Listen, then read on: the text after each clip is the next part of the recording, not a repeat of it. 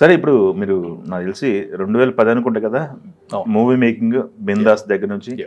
అంతకుముందు ఏంటి సార్ పరిస్థితి? మూవీ లవరా? మూవీ వైపు టర్న్ చేసిన అంశాలు ఏంటి మీకు? ఇంట్రెస్ట్ ఉండేది and after time I thought that okay India వచ్చేద్దాం అనుకున్నప్పుడు రియల్ ఎస్టేట్ అండ్ మూవీస్ అనుకుని వచ్చాను. ఓకే ఓకే అదే వచ్చినప్పుడు real estate is in bad shape. ఇప్పుడు తెలంగాణ ఇష్యూ అన్నీ జరుగుతున్నాయి. అవునవును. దాని ఇది ఫోకస్ ఇది పెరిగింది, సినిమాల మీద దృష్టి మళ్ళింది. Okay okay super sir. యూఎస్లో ఏంటి సార్ పరిస్థితి? మొత్తం సాఫ్ట్వేరా లేకపోతే బిజినెస్లు ఉన్నాయా? సాఫ్ట్వేర్ అండ్ ఇప్పుడు రియల్ ఎస్టేట్ చేస్తాం. యూఎస్లో రియల్ ఎస్టేట్ ఉంది. ఓకే. ఎన్ని రోజులు ఉంటుంది సార్ మిమ్మల్ని పట్టుకోవాలంటే? నాకు తెలిసి నేను యూఎస్లో ఉన్నానంటారు, కట్ చేస్తే మళ్ళీ ఇండియాలో ఉంటారు, 2 రోజులు యూఎస్లో ఉంటారు. అది ఆన్ అండ్ ఆఫ్ అని తప్పదు కదా. వెనవర్ ఐ హ్యావ్ ఇక్కడ వర్క్ ఉంటే ఇక్కడ, అక్కడ వర్క్ ఉంటే అక్కడ. ఎస్. ఈ జర్నీ ఎలా అనిపించింది సార్? 2010లో వచ్చింది, 15 సంవత్సరాలు దాటింది మీ సినిమా జర్నీ. ఈ 15 సంవత్సరాల్లో యాజ్ ప్రొడ్యూసర్గా మీరు ఏం నేర్చుకున్నారు ఈ సినిమా ఇండస్ట్రీలో? నేర్చుకుంటూ అంటే లేట్గా నేర్చుకున్నానండి. మొహాట పడకూడదని. నో చెప్పడం నేర్చుకోవాలి and that's the main thing. The other thing is be honest. అంటే one thing I saw 2 sides of it. Honesty always helps. ఆ రోజుకి ఏమన్నా ఇదైనా సరే it always help me. Okay. And second thing ఏంటంటే చెప్పకపోవటం అనేది ఇట్స్ ఏ బిగ్గెస్ట్, ఇది ఏమంటారు ఒకటి తెలియదు నాకు, biggest loophole for any person entering the industry. Okay.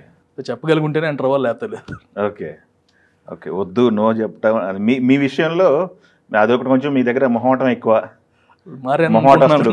మొహాట వస్తాడు. ఓకే. అయితే మీరు ఏకే స్టార్ట్ చేశారు 14 Hills. 14 Hillsలో రామాచంట, గోపియాచంట గారు ఇద్దరు ప్లస్ మీరు ముగ్గురు. ఎస్. ఆ 14 Hills సంస్థలో చేసిన సినిమాలన్నీ బిగ్ స్కేల్లో ఉన్నాయి. 14 Hills సంస్థ దాని గ్రో గురించి మాట్లాడమంటే మీరు ఏం చెప్తారు? అది ప్లస్లో ఉందా, మైనస్లో ఉందా? దాని గ్రో ఎలా ఉంది ఇప్పుడు? అది 14 Hills స్టార్ట్ చేసినప్పుడు first 4 it's miracle kind of thing. ఒకసారి బొమ్మ ఇండస్ట్రీలో ఒకసారి and every hero wanted to do with us. అంటే నమ్మరు, all the star heroes wanted to do with us. ఆ రేంజ్ రివర్స్ దాంట్లో ఉండేది. But somehow we had our debacles and but still both of them are even a same story selection and మూవీలో involve అవటం. Both Ram and Gopi super in that one. Okay. So అఖండ 2తో everything will be shattered అనుకుంటున్నాను. Okay okay okay. So hopefully. Okay okay. 14 Hills పైన అఖండ 2 నడుస్తుంది కదా? అవును, అఖండ 2. Okay okay. అఖండ 2 డేట్కి వస్తుందా లేదా అనేది ఒక క్యూరియాసిటీ నడుస్తుంది అందరిలో. ఏంటి పరిస్థితి? దాని మీద క్లారిఫికేషన్ ఉందా? నాకు తెలియదండి. సెప్టెంబర్ 25 డేట్ వేశారు. షూటింగ్ కొబ్బరికాయ కొట్టిన రోజే. బట్ మీ ఫ్రెండ్స్ మీరు షేర్ చేసుకుంటారు కాబట్టి అంటే అయిపోవటానికి అన్ని ఛాన్సెస్ ఉన్నాయి. Okay. So we don't know there. అంటే అది వరకు లాగా ఇప్పుడు మన చేతిలో ఏమీ లేదు. అవును. There are several factors involved. OTT వాళ్ళు, ఇది everything is there. Yes. And ఇప్పుడు మనం చూసుకోవాలి స్ట్రైక్ వల్ల ఎంత ఇంపాక్ట్ ఉంటుంది ఏంటని. Yes yes yes yes of course. OTT అనేది మేజర్ రోల్ ప్లే చేస్తుంది ప్రతి ఒక్క సినిమాల విషయంలో. డేట్ల కన్ఫ్యూజన్ కూడా ఓటీటీ కారణం అంటున్నారు. అంటే మనకు చెక్ పాయింట్ వచ్చింది. ఇప్పుడు అంతకుముందు చెక్ పాయింట్ లేదు, ఇప్పుడు వచ్చింది అంతే. అదే సినిమా ఎలా వస్తుంది ఏంటి అనేది మీకు ఐడియా ఉంటుంది కదా, మీతో డిస్కషన్ అయితే ఉంటుంది కదా. నాకు తెలిసి గట్టి హోప్స్ ఉన్నట్టుంది సినిమా పైన. షాటర్డ్ అని చెప్పానండి. Everything will be shattered. అసలు మామూలుగా I mean the shorts I saw are phenomenal. Too early అనుకుంటే నాకు తెలిసింది మీరు ఓపెన్ అవ్వట్లేదు. కాబట్టి ఓకే. కమింగ్ టు మూవీస్ అండి. అయితే మనకి ఇక్కడ మీరు చేసిన సినిమాలు కొన్ని చిన్న సినిమాలను పెద్ద హిట్లు చేశారు. కొన్ని సినిమాలు ఏకేలో చేసి అందరూ కూడా అప్పుడు మాట్లాడుకున్నారు.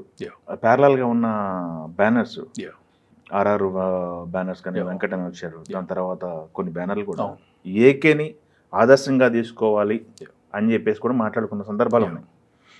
అట్లాంటిది ఏకేలో కూడా కొన్ని ఇతర దెబ్బలు తగిలినాయి. పార్ట్ ఆఫ్ లైఫ్ కదా. అంతే అంతే అంతే.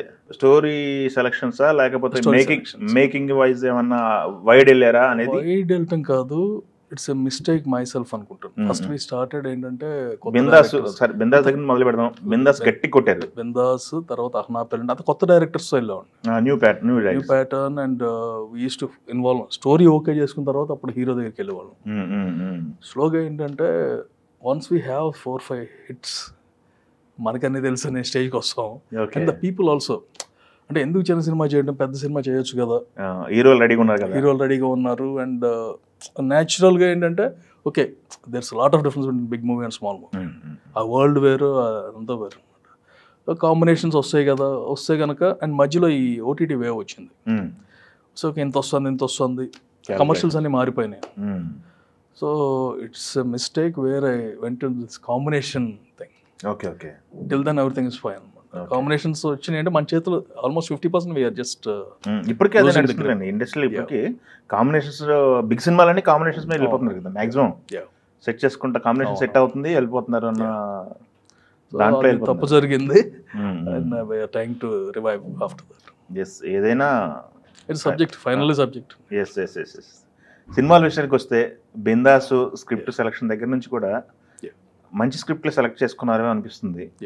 ఇప్పుడు బిందాసు, దాని తర్వాత మళ్ళీ ఆడో రకం వీడియో రకం, మంజు బ్రదర్స్ ఇద్దరితో నడిపేశారు.